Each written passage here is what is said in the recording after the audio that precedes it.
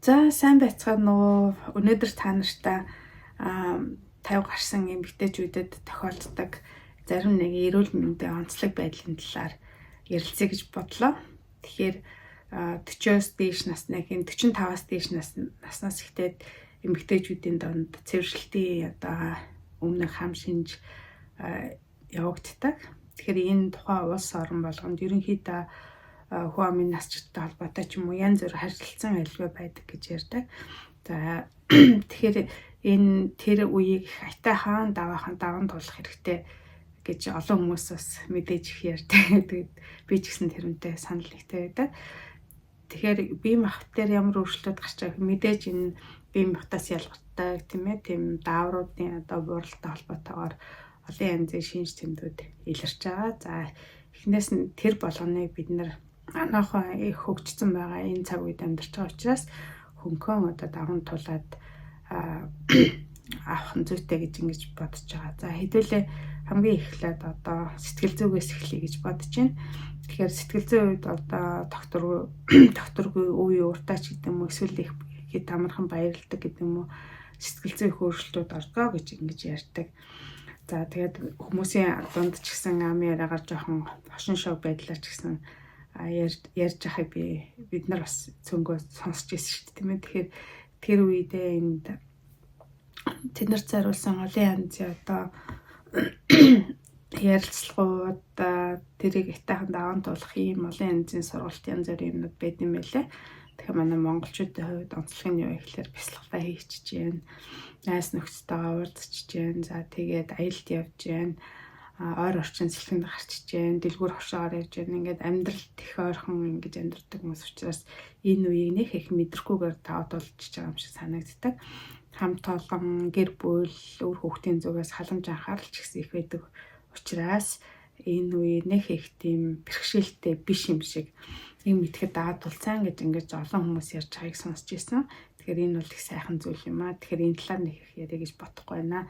Яг хөө мэдээ сэтгэл санааг докторжуулах, тэнцвэржүүлэх олон янзын юмнууд бол байдаг. Тэгэхээр энэ талаар би дараа тэр тусгай мэдээлэл өгье гэж бодож байгаа. За тэгээ энгүүгээр энийг давуу толно гэдэг чинь маш том амжилт шүү дээ, тийм биз дээ. За одоо би автант ингээ ажиллаж байхад миний үеийн насны ирээд миний хумс их хэврэг болоод байна, үс их унаад байна. Би халзрах гэдэг нь одоо би ямар витаминууд уух уу гэдэг ингэж идэг. Тэгээ үс хумсан зориулсан витаминууд энд байж идэг та. Одоо Монгол ч гэсэн байгаа харагдчихэдэг. Тэгэхээр тэр витаминуудыг бас уугаад үзэхэд бол хэрэгтэй баг.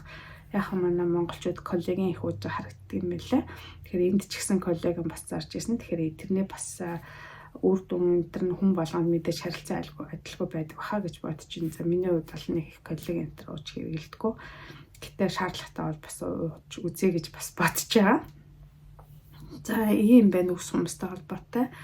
За хамгийн чухал эрхтэн болохоо бидний нүд байгаа тийм ээ. Нүдэнд олон янзын өөрчлөлтүүд орж байгаа. Нүд их хуурашж जैन, за цахтанж जैन, аргаж जैन, хорсож जैन. За нүдний тусаалганы талаар би бас нэлээд мэдээлэл өгсөн учраас та нар бас тэрийг үзээрэй. Тэрүүн дээр ямар тусаалга нь ямар үед хэрэглэхээ, ямар хугацаатай хэрэглэхээ гэд нэлээд дэлгэрэнгүй мэдээлэл өгсөн байгаа учраас бас энэ дээр нэг юм нуршмаарг байна. Яг хөө миний хувьд өөрөө яд юм бэ гэхээр ийм юутэй хадгалах бодистэй удаа хугацаанд хэрэглэж болдог ийм тусаагаарыг хэрэглэж байна. Тэрнээс гадна нэг удаагийн тусаагаарыг бас ингэж хэрэгэлдэг. Ялангуяа компьютер дээр суугаад юм хийх ч юм уу те. За уучлаарай. Миний хоолой жоох ингэж байгаа. Тэгээд тиймэрхүү үед нүд их хорстойгоо харагдаг. Өдөржингөө баг компьютер дээр хүний мэдээллийг хараад ингэж юм өгөөд үйлчилдэг учраас бас нэлээд аргах юм талтай байгаа. Тэгэхээр би тийм юм хэрэглээ авчдаг. За дараа нь бол юм харааны асуудал байна. За хараатай холбоотой би дараа нь танарт нүдний шилээ сонгосон талаар би мэдээлэл өгье гэж бодож байгаа. Би одоогоор штэ ингээд нэг 3 янзын юм нүдний шил маш өндөр үнээр ингээд хийлгсэн. Тэгээд энэний талаар бараг бүхэл түүх болох гэдэг. Тэгэхээр энэний талаар би дараа нь тастаа хэлээд гэж бодож байна. Хол болоо ойрын шилийг хавсгасан юм шилнүүд байдаг тийм ээ. Тэгэхээр за энэний талаар хэлчихье. За дараагийн юм гэвэл арьс байгаа. За арьс бол мэдээж бас их дааврын өөрчлөлттэй холбоотойгоор хурааштай ийм хогжруулцдаг ийм шинжүүд илэрнэ. Ялангуяа өглөө уйлралтай хүйтэн байдаг ийм орчинтай газруудад тийм хурааштай маш их ажиглагддаг. Тийм учраас сүүлийн үед одоо яригадаад байгаа тийм ээ ийм тустай ийм дүүшний тос гэж нэг юм байд юм билээ. Тэр нь болохоор ус болон одоо юу гэдгийг өнөр оруулагч гэсэн өнөргүүч гэж болно. Тийм тосыг тодорхой хэмжээтэй ингэж найруулад тэгээд ингээд усанд орохдоо ингээд нөгөөдгийг ингээд цацаа хэрэглэхлээр нөгөө ингээд савнд маш их савнд ингээд хөөсрдөг. Би болохоор тос нь ямар заваа ингэж бодож байсан байхгүй. Тэгсэн чинь үгүй юм билээ. Тэгээд хөөсрөөгүүд бүр яг л юм нөгөө нэг бие угаах ч байгаа байхгүй.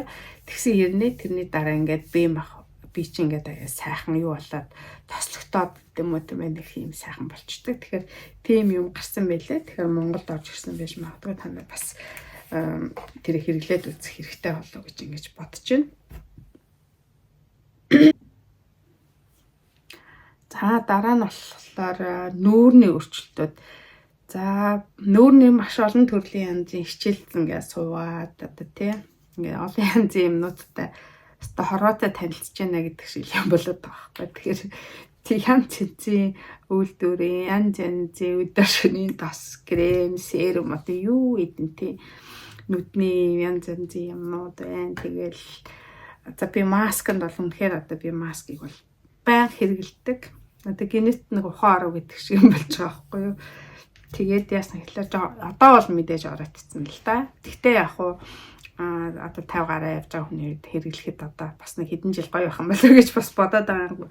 Нүүрэндээ янз бүрийн мөргээгүй ингээ явж байгаа болохоор тэгээд тэгэхээр энэ намайг залуу байхад ээж гэдэгсэн байхгүй юу. Гэхдээ чи над нүүрээ арчлаач, нүүрэндээ тос төрхээд нарнаа сайн хамгаал, нүдний шилзүү, хар нүдний шилзүү, юунаас шороо тосноос их хамгаал хөдөө их явдаг хүн ингээл пүүтерт чи одоо чи нэг ингээл аюу их тэгс би тухайн үед ээжтэй ямар ядаргатай дандаа л ингэж яах юм бэ? Би өөрөө мэдчихээн гэл ингээл хам ингээл бодоол ингээл явдаг гэсэн аахгүй. Тэгсэн чи яг одоо цагаад болсон чи ээжийн зүг болж таарч байгаа байхгүй юу? Хэрэг би одоо нэг 20 эдтэйгээс ч юм уу одоо 30 настайгаас ч юм уу ингээл нүрээ айтайхан шиг хамгаалал явсан бол юу гэжтэй өнөөдөр ингэж ийм болох уу гэж бас бодогдоод байгаа инээдтэй. За тэгээд нүүртэй холбоотой дараа нь би тустай ингээд яг юу хэрэглэж гин яаж нэгдэг талаар мэдээлгээ гэж бодож байна. Хамгийн гол нь цэвэрлэгээ идэм байна. Тэгээд цэвэрлэгээний дараа маш сайн чигшүүлэх юмнуудыг хэрэгэлдэг. Орчин үед чинь бас их сайхан болчихжээ. Энэ одоо энэ автент ингээл ажиллаад гэж яхахтай янз бүрийн тоснуудыг зарж яадаг байхгүй юу? Тэг яагаад талаар энэ автенттэй гоо сайхны юм зараад идэм бол гэд би бас их үедээ нэлээд жоохон дургуул гэсэн л та. Ямар сони юм би ямар дэлгүүрт худалдагч болохын тулд олон сурсан биш гэж бодсон ч юм уу.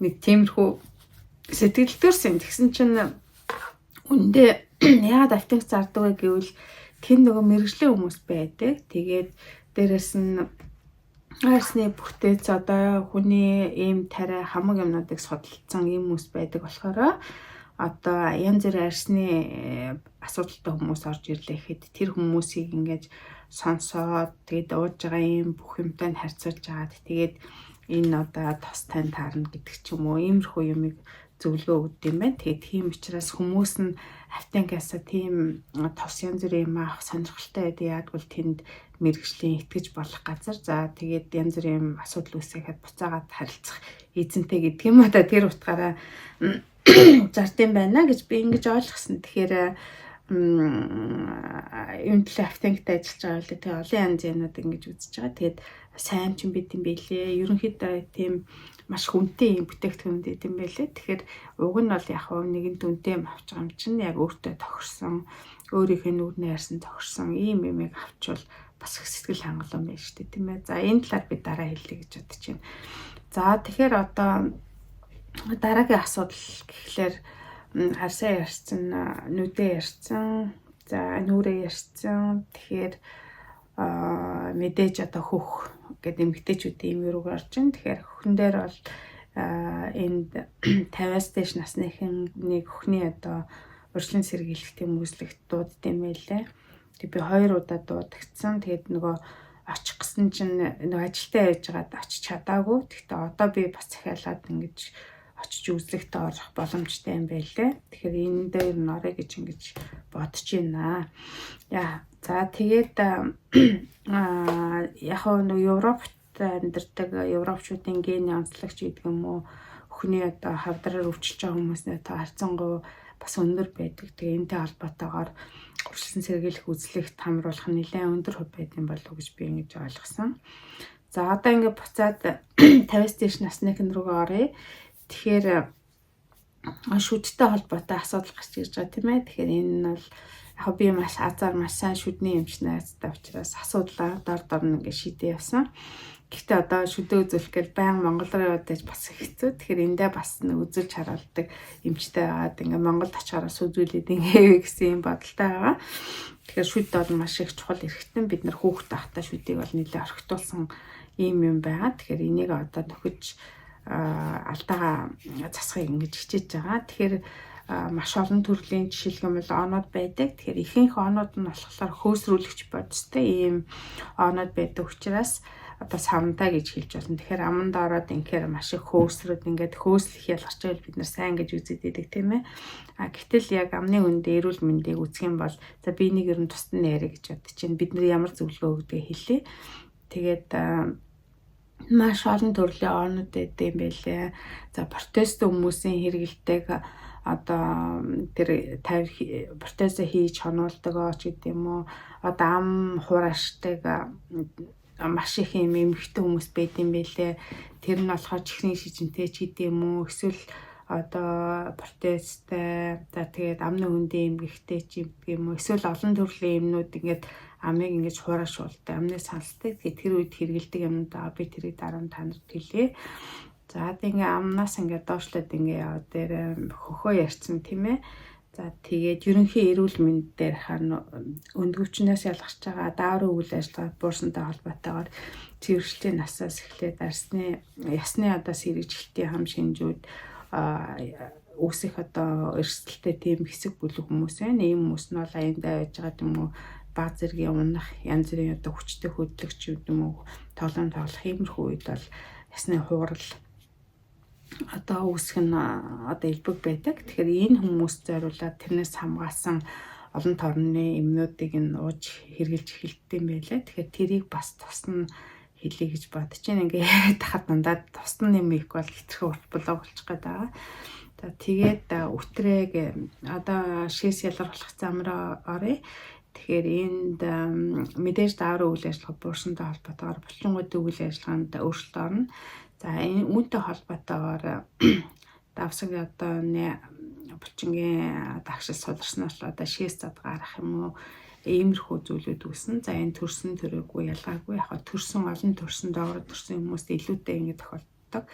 Тэгэхээр энэ үед одоо шээсээ барьж чадахгүй байх ч гэдэм үү иймэрхүү юмнууд илрээд одоо цистит гэдэг юм уу иймэрхүү юмнуудаар их амархан ойр орхон өвдөх ийм тохиолдол бас байдаг. Тэгэхээр энэ үед мэдээж хэрэгжилж байгаа хувийн ариун цэврээсээ гадна бас хамгаалдаг ийм юмнууд бас байгаа. Тэгэхээр ямар шугам юмнууд байна уу гэхлээр урамлын гаралтай юмнуудыг бас энэ хүмүүс хэрэгжилж байгаа харагддгийг. Зарим нь болохоор одоо жишээлх юм бол нэг би нэг иймэрхүү юм хэрэгжилдэг болсон. Бас би танарт үзүүл иймэрхүү би нэг удаагийн хэрэгжилдэг иймэрхүү юм шиг юм байна. Тэгээд энэний дор тийм эстрогены юм даавартай юм таблеттын эмнүүд байгаа. Тэгэхээр энэ эмийг 7 хоногт 2 удаа ингэж хийж хэрэгэлдэг. Тэгэхээр энэ мэдээж шээс одоо цистит юм уу янз бүрийн юмнаас урьдчилан сэргийлэхэд бас тустай юм үзүүлэхээс гадна бас өтрэг чиглэг болгодог иймэрхүү хэсгийн одоо үйлчлэгээтэй ийм юмнууд байгаа. Тэгэхээр яг хөө энд баг үйлчлэж байгаа хүмүүс ихэнх нь ийм юмнууд хэрэглээд байдаг. Тэгэхээр олон жилийн туршлагатай ийм хэрэглэж байгаа хүмүүсийг хараад тэгээд би бас энийг бас хэрэглэж эхэлсэн. Бас тодорхой юм мэдээлүүдээ уншсан. Энэ их зүгээр их таатай санагдсан. Би бол сэтгэл хангалуун байгаа энэ дээр. За иймэрхүү. За тэгээд дасгал хөдөлгөөнийг бол мэдээж умартаж болохгүй. За миний нэг дутагдaltaй тал юу байгаа гэхлээр одоос нь ханиалгад одоо би хоолой цэцдэг юм туссан шүү дээ тийм ээ. Тэгэхээр энээсээ болоод уг нь бол би чинь нэг өдөрт нэг 6 км ч юм алхдаг хүн байхгүй юу. Одоо гүүрээ тарил Тэг өвлийн хүүтэн харанхуй тэгээд жоохон иймэрхүү байгаа учраас би алхах чадхаа болоод доошоо машин дээр нэг одоо биатлон гэд миний дуртай спорт гэдэг. Би тэрийг үзэн гээд нэг цаг орчим алхахтаа. Гэхдээ 7 хоногт нэг юм 2 удаа болоод байгаа. Энэн дээр би бас жоохон сэтгэл хангалуун биш байгаад байгаа. Одоо нэг яг булчингийн масыг ингэж ихсдэг гантал ментал өргөдөг ч юм уу. Иймэрхүү юм руу буцаад орё л гэж бодож байна тий. Ханиалахаас айгаад байхлаараа далин болгоо ингэж юм хийж чадахгүй байхтай тийм биз дээ тийм ээ. Тэгэхээр ямар ч байсан юм дасгал хөдөлгөөнөх юм руу ингэ буцаад ингэж ороод гантал ментал ингэ өргөө жоохон булчингийн масыг тэгээ жингээ хаяад ингэж эхлэе гэж ингэж бодож байгаа. Тэгэхээр за нэмэлтээр бол олон янзын витаминуудыг хүмүүс их олон янзаар ууж хэрэглэдэг юм байна. Манай монголчуудын хувьд ч гэсэн ууж байгаа хэрэглэж байгаа нь зөндөө байгаа. За энд байгаа хүмүүс яа тэгэхээр витамин D-ийн дутагдал, харанхуй орчин, өвөл хүйтэн тэгээд нар үздэггүй иймэрхүү юмнаас болоод байн витамин D бол байн уудаг. Гэхдээ өвлийн уйлралдаараа ахиу тунгаар, за зуны уйлралд бол маш бага тунгаар ингэж уудаг. За иймэрхүү юмнуудыг би хэлье гэж бодож байна. За цэвэрлэлтийн энэ нас бол хүн болгон тохиолдно.